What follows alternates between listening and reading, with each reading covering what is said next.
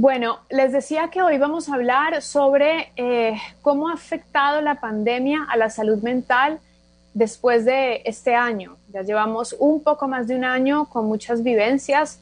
Algunas han sido similares, otras han sido muy particulares, pero hay algo que es transversal a todos nosotros y es nuestra salud y nuestra salud mental. Y para conversar sobre este tema vamos a hablar con Marta Martínez Hidalgo. Ella es especialista en el área de orientación educativa, vocacional y es profesional también en terapias para la familia, de pareja, individual. Ella además otorga apoyo psicoterapéutico, da orientación para que las personas puedan tomar sus propias decisiones. Ella actualmente reside en la ciudad de Nueva York, donde brinda acompañamiento a mujeres por medio de terapias online, también da talleres y ha hecho capacitaciones en diferentes lugares como en México, Estados Unidos, España y Ecuador. Marta, bienvenida, qué gusto que podamos conversar aquí hoy en nuestro programa. Gracias por la invitación y es un gusto para mí poder colaborar en este tema que todavía no se trata como debería ser, porque tratamos el enemigo visible, que es ver que las personas se enferman, están en un hospital, no tienen oxígeno y cosas por el estilo.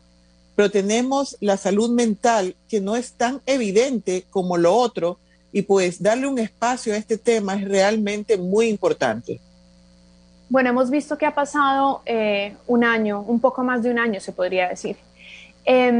Y al principio enfrentamos la pandemia desde una perspectiva llamada incertidumbre, ¿no? En el proceso hemos pasado por varias etapas y hoy estamos viviendo como una especie de, se podría decir tal vez resignación por lo que ya pasó, pero también esperanza por lo que pueda venir. Háblenos un poco de ese proceso, cómo se podría tal vez escalar ese proceso a lo largo del tiempo que hemos estado viviendo.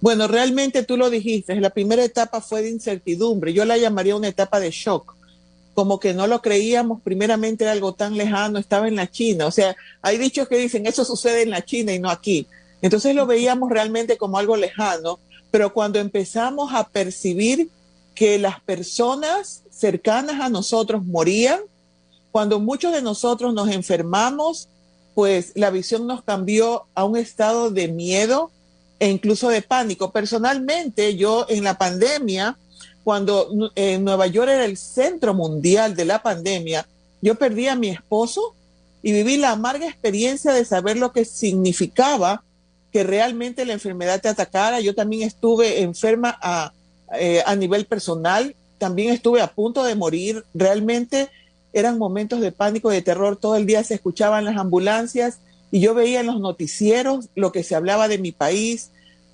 Yo tengo mis hijas mayores que viven en Alemania y realmente era el mundo entero conmocionado. Se podría decir que estamos un poco más relajados porque como que ya nos acostumbramos a que esto está sucediendo, pero las secuelas están ahí.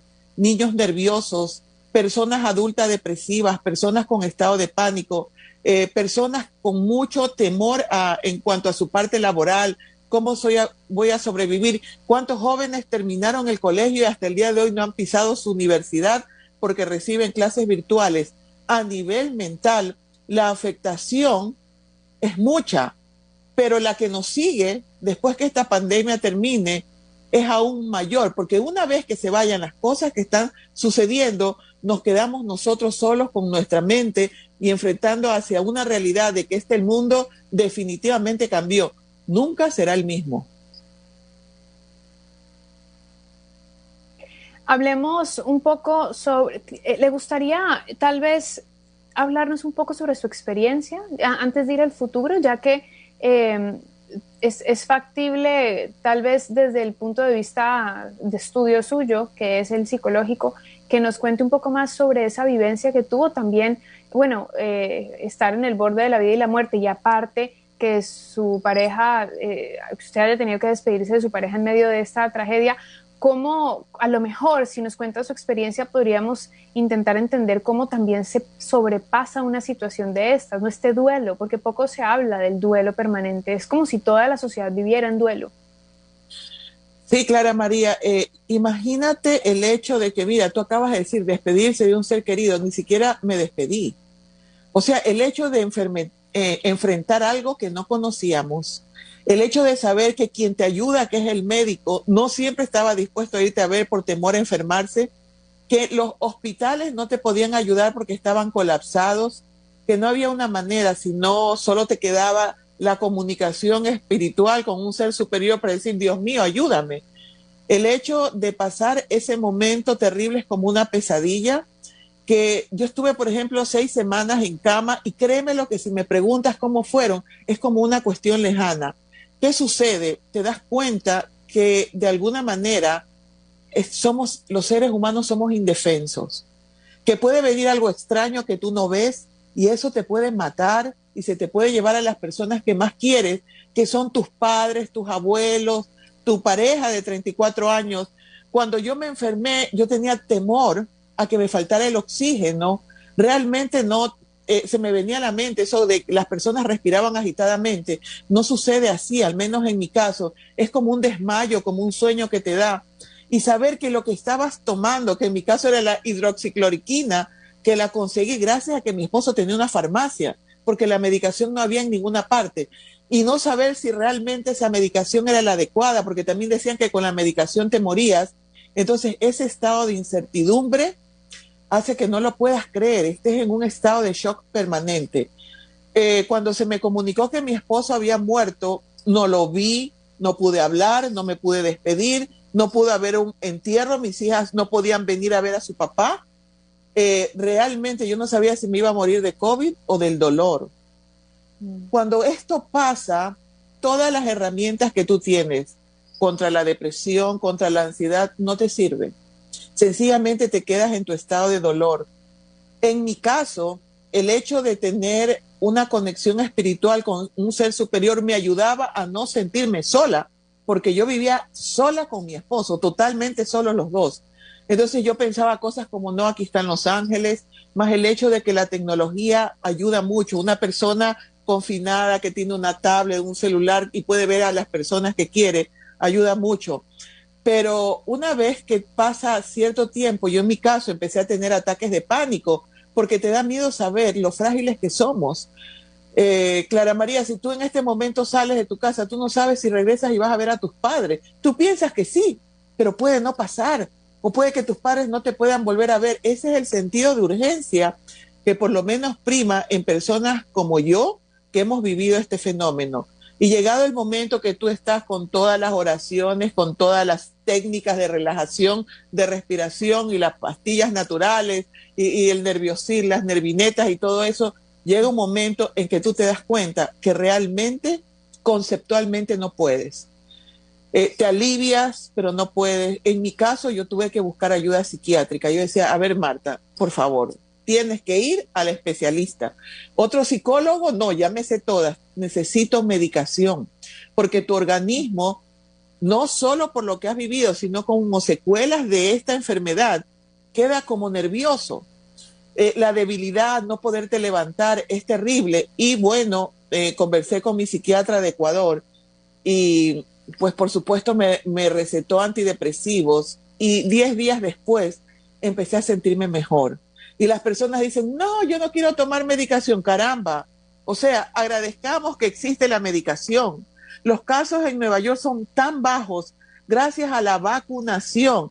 Existe tanta locura, no, tanta locura por ahí diciendo que la vacunación, que si te ponen el chip, que si te ponen un montón de cosas, que si te hacen zombie, que si te hacen, bueno, no es verdad, no es verdad, seamos científicos. Y las personas dicen, pero es que antes se demoraban 30 años en hacer una vacuna.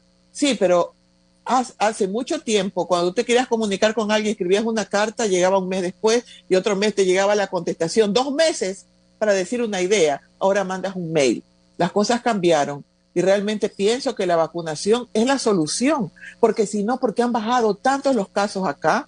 Y pues ya pronto nos vamos a sacar la mascarilla. Particularmente, creo que usaré mascarilla el resto de mi vida. Aquí se veía mucho a las personas de China y Japón siempre con mascarilla y todas las personas los mirábamos como locos, pero es verdad. Ahora tengo tanta conciencia de que quien está cerca mío me escupe gotitas de saliva y me puede pasar cualquier virus. Y sí, ahora soy amiga de la distancia social. Eso de abraza a todo el mundo ya lo pienso mucho y pienso que las medidas para cuidarnos debieran continuar por lo menos hasta que haya mayor evidencia científica, porque, por ejemplo, mi carnet de vacunación que dice que en septiembre me debería volver a vacunar. Entonces, realmente hay cosas que todavía no sabemos. Claro. Bueno, después de haber escuchado su vivencia y toda esta forma de enfrentar lo que muchas personas también han tenido que vivir, me gustaría que habláramos sobre lo que se viene ahora, ¿no? Que son las reacciones posteriores a la pérdida, las reacciones posteriores a lo que usted decía, a que nos acostumbramos a la distancia, que nos acostumbramos a la no presencialidad, nos acostumbramos tal vez a la ansiedad, a estar con angustia y decir, bueno, esto ya es pan del día. Pero la invito a que conversemos de esto cuando regresemos del corte. Debemos irnos a una pequeña pausa y regresar más con esta conversación. Hoy estamos hablando sobre Marta Martínez Hidalgo. Invito a las personas que nos quieran escribir y hacerle preguntas a la especialista que puedan también enviarnos por medio de nuestras redes sociales. Estamos en el Instagram de La Lupa DC y también en el Facebook de Radio Centro, así que por ahí pueden enviarnos sus comentarios. Vamos a irnos a un corte y regresamos con más de Nuestra Lupa. La pregunta con la que nos quedábamos antes de irnos al corte tenía que ver con esas sensaciones y emociones que vienen ahora a futuro. Ya hemos vivido, ya sabemos lo que se ha estado presentando en este tiempo, pero hay que ver hacia el futuro. ¿Cómo enfrentamos, mejor dicho, qué se proyecta que vamos a sentir, que vamos a vivir, que van a vivir los adultos, los jóvenes, los niños? ¿A qué se enfrentan ahora? Bueno, realmente se enfrentan al hecho de que las cosas cambiaron y que de alguna manera hemos adquirido nuevos hábitos. El hecho de que vaya a haber un nerviosismo general y un estado de ansiedad general nos lleva a la siguiente posición, y es que tenemos que educarnos. Tenemos que educarnos porque los dos grandes males que se proyectan debido a esta situación es que para el año 2030 sea la depresión y la ansiedad la segunda causa de incapacidad para poder estar en una vida diaria normal, tanto de trabajo como familiar. Entonces, en este momento es el momento de educarnos, de saber que ante un estado de ansiedad, saber detectarlo, por ejemplo, que se te ponen las manos heladas, que te empiezan a sudar, que sientes un frío. Hay técnicas de relajación, hay técnicas de alimentación, hay ejercicios que tú puedes hacer y sobre todo nosotros obramos en relación directa con nuestro conocimiento. Si tú estás preparándote para saber cómo manejar un estado de ansiedad, si tú te informas sobre la depresión, por ejemplo, particularmente yo pertenezco al Centro Virtual Familiar y vamos a dictar un taller que se llama Supera la Depresión. Hay muchos talleres en donde tú puedes aprender a manejar con técnicas lo que se nos avecina. No nos podemos quedar de brazos cruzados pensando no pasó nada. En cuanto tengamos los síntomas, desde ahora preparémonos, porque no falta un familiar o un amigo cercano que esté ya en esas condiciones. Preparémonos a ayudarlo. Cuando ayudamos, nosotros nos ayudamos a nosotros mismos. Y cuando estemos en el momento, apliquemos todo lo que hemos aprendido. Pero también es sumamente importante que nosotros sepamos recurrir al profesional, porque no solo puede depender de nuestra voluntad. Puede ser también que nuestro organismo baje sus niveles de serotonina, dopamina y endorfinas, y ante eso tú mentalmente no puedes manejarlos y elevarlos sin tomar medicación. Sin embargo, yo sugeriría los procesos. Eduquémonos, me empiezo a sentir mal, busquemos al psicólogo, veo que orgánicamente mi cuerpo no responde, entonces vamos al psiquiatra. Y hay todas las formas para poderlo hacer. Ok, entonces una de las pautas principales sería empezar a informarnos más, a educarnos, y eso me parece que es un punto muy válido porque estamos como acostumbrados a educarnos en todos los otros sentidos. Si yo soy profesional en esta área, estoy pensando en cómo educarme el próximo año y el siguiente en mi área. Si somos padres de familias, queremos que nuestros hijos sigan el colegio, pero se nos está olvidando educarnos en salud mental, y creo que es lo correcto. Es decir, hay tantos cuestionamientos permanentemente. ¿Cuántas preguntas no se nos vienen a la cabeza cuando escuchamos las noticias de tantos jóvenes que se quitan la vida? y nos decimos, ¿pero por qué? ¿Pero por qué? ¿Qué está pasando? ¿Qué les incomodó? ¿Qué les dolió?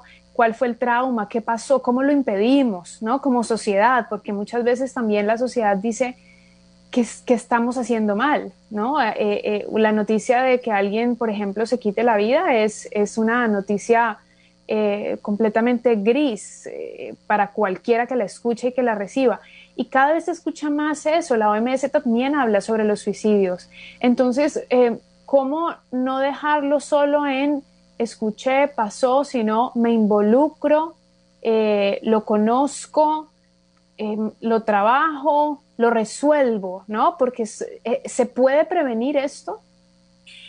Mira, Clara María, yo creo que a mí me ha tocado vivir de todo. Mi papá se suicidó, por lo tanto también sé lo que es el suicidio. Te voy a decir una cosa, el tener conocimiento de algo te permite manejarlo. Nosotros no podemos obrar desde la ignorancia a estas alturas de la civilización, donde solo tienes que hacer un clic para informarte. Realmente, por ejemplo, muchas personas me han preguntado, ¿el COVID es la causa de suicidio? El COVID no es la causa de suicidio. Ni siquiera lo que te sucede es la causa del suicidio.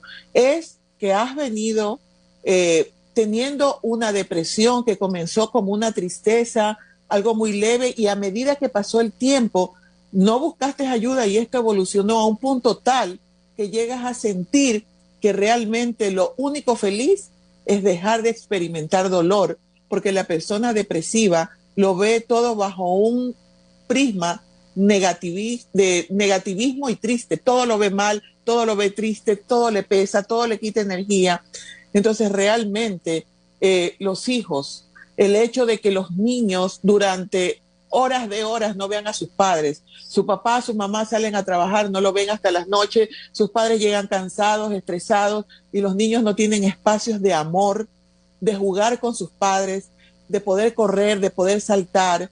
Entonces estos niños empiezan a tener depresión. Hay bebés que ya nacen deprimidos debido a que la madre no tuvo un proceso de embarazo en el cual ella pudiera experimentar momentos de felicidad. A eso súmale la genética. La genética significa, por ejemplo, en mi caso, si yo no buscaba ayuda, en mi genética familiar hay muchos casos de suicidio. Si yo no buscaba ayuda, yo podía derivar en eso, porque también lo pensé. Porque es un momento que dice, la única forma de no experimentar dolor es durmiendo. Entonces, realmente debemos tomar conciencia. Yo, como ecuatoriana y con la experiencia que yo tengo, yo los invito a que sigan mi canal YouTube, psicóloga Marta Martínez Hidalgo. Tengo muchísimas charlas. El objetivo real de mi canal es que las personas que no tienen acceso por X motivo económico, de cultura, etcétera, etcétera, puedan tener un lugar donde puedas escuchar algo profesional sobre temas de depresión, de ansiedad, de manejos de hijos, de culpa, etcétera, etcétera. Informémonos y busquemos fuentes que no solo sean intelectuales, sino de personas que tienen experiencia. Entonces, lo que yo les puedo decir a todas las personas es, no hay nada peor que la ignorancia para llenarnos de miedo y de pavor. Por ejemplo, el hecho de que tú puedas nombrar algo por su nombre te da fuerza. Muere tu padre, eres huérfana. Muere tu pareja, eres viuda. Muere tu hijo, ¿cuál es la palabra? No hay. ¿Por qué? Porque el dolor es tan grande que no lo puedes nombrar y entonces no hay una palabra que lo nombre. Entonces todo aquello sobre lo que no tienes conocimiento te asusta y te enferma orgánicamente. Sí, el tema de darle terminología a las emociones es muy interesante porque finalmente es la forma también a través de la razón que podemos entender ciertas cosas, incluso a las emociones, ¿no? Saludamos aquí a quienes nos escuchan. Abel Bonilla dice excelente programa, Estefanía también dice qué buena entrevista, dice excelente entrevista. Esta temática creo que nos interesa a todos y siempre puede tener múltiples abordajes, porque una forma como yo puedo enfrentar esta pandemia es como una mujer que trabaja, que afortunadamente no ha perdido ninguna vida alrededor, ni el trabajo, y viene con un, digamos, un proceso constructivo en el tiempo, pero tenemos tantos otros roles. Estoy hablando de mí, ¿no? Digamos, estoy como una persona como yo que más o menos equilibradamente ha podido llevar las cosas bien, pero al mismo tiempo veo personas, chicas, jóvenes que además por el encierro han tenido que sufrir violencia, personas que viven solas y que son de la tercera edad, entonces tienen que lidiar con la soledad, jóvenes que habían arrancado sus carreras y se quedaron sin trabajo después de 3, 4, 5 meses, tenían todas las ilusiones puestas en un futuro que ya no está. Entonces, son muchas aristas, muchas aristas, las cuales hay que revisar. Por ejemplo, que los abuelos no puedan ver a los nietos, que no los puedan abrazar, que no los puedan tocar, cuando sabemos que para un abuelo la fuente de felicidad máxima es sus nietos. Son tantos las situaciones que se viven que me parece que no le puedo pedir una receta, ¿no? Sería ridículo de mi parte, Marta, pedirle una receta, pero sí creo que puedo pedirle pautas para generales que nos sirvan a todos. Nos escuchan padres, madres, abuelos, abuelas, hijos, es decir, nos escuchan mucha gente de muchos tipos. ¿Qué ruta podemos seguir para pensar en nuestra salud mental a futuro, en este momento de la pandemia en adelante? Bueno, Clara María, te voy a decir algo. Ojalá nos hubieran enseñado en el colegio, en la escuela, a transformar lo negativo en positivo, a comprender que el ser humano es rico en la medida que aprende a enfrentar el dolor y los momentos difíciles en la vida. Si tú quieres desarrollar los músculos de tu brazo, si tú los quieres desarrollar, necesitas un contrapeso. Y pues cuando haces el ejercicio, si quieres moldear tu cuerpo, te duele, sudas, te duele el cuerpo, las pesas, requieres de tiempo. Todo aquello que te sucede en este gran gimnasio llamado vida, nosotros debemos aprender a canalizarlo de tal manera que yo sea, y voy a hablar de mí, yo soy una mujer más fuerte. Yo no soy una mujer más débil, porque yo decidí darle sentido a lo que me pasó. Entonces, cada cosa que nos ha pasado en nuestra vida tiene un sentido. Aquel joven que tenía esa ilusión para empezar su carrera y no empezó, a ver, revisa, a la final esa no era la carrera. A ver, ponte a estudiar, ponte a leer, prepárate, mira otras opciones. Volvámonos resilientes, que significa, cada vez que tú sufres un golpe, eres como una pelota. Más duro el golpe, más alto saltas. Las personas tenemos que aprender a sobrellevar los golpes para saltar. Porque si yo me quedo en el dolor, la pena, ay, pobrecita de mí, me vine a esta ciudad, me quedé sola, mi esposo de 34 años murió, mis hijas están en otro país, me muero. Pero si yo de esto hago la pauta para poder ayudar a personas desde la vivencia, no solo desde el concepto, y sobre todo le doy sentido a lo que pasó. Soy más empática con el dolor, soy una persona que valora más a quienes están vivos, soy una persona con un sentido de muerte totalmente diferente. Ya les dije a mis hijas cómo quería que fuera el velorio, cómo quería que fuera todo. Realmente podemos, si lo decidimos, ser mejores seres humanos, ser solidarios y sobre todo ser agradecidos, porque lo que sea que me pasó, yo decido si me construye o me destruye. Muy bien, estamos hablando con Marta Martínez Hidalgo. Ella es máster en psicología y coach certificada. Ha venido a conversar con nosotros sobre la salud mental en tiempos de pandemia y posterior a la pandemia. Y también ha venido a compartir con nosotros un poco de su experiencia, porque una cosa es vivirlo y otra cosa es decirlo. Entonces creo que ella nos pudo aportar desde ambas miradas. Saludamos a quienes nos comentan. Por ejemplo, Kate León dice, muy buena la entrevista, me encanta el programa, gracias Clara. ¿Cuál es el canal de YouTube? Si nos puede compartir el nombre del canal. Psicóloga Marta Martínez Hidalgo. Ahí está. También lo vamos a mostrar en las redes sociales mientras estamos conversando. Recuerden que estamos en el Instagram de La Lupa y en el Facebook de Radio Centro también. Por aquí nos dice Pamela, muy buena entrevista, y nos consultaban el nombre exactamente de la doctora. Creo que este es un tema, como le decía, que nos atrapa y nos trae muchos cuestionamientos. Yo agradezco la hoja de ruta que nos da sobre todo, Marta, la premisa inicial, esa premisa de transformar lo negativo en positivo y también la pauta de educarnos. Creo que son dos guías que nos sirven mucho para todo en la vida, ¿no? Para cualquier desafío nuevo que se venga. El desafío de la pandemia ha sido un desafío masivo, si le puedo poner un término, ¿no? Ha sido un desafío masivo. A veces todos tenemos desafíos distintos, pero esta vez nos desafiaron a todos juntos.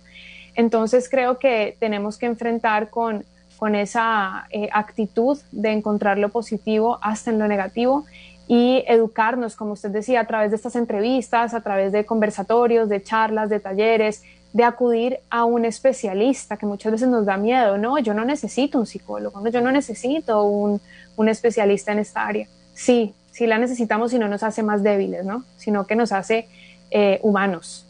Así que muchas gracias, saludos también a Ice Castro, dice excelente, felicitaciones y gracias. O sea que a las personas les ha servido nuestra conversación, Marta, hoy.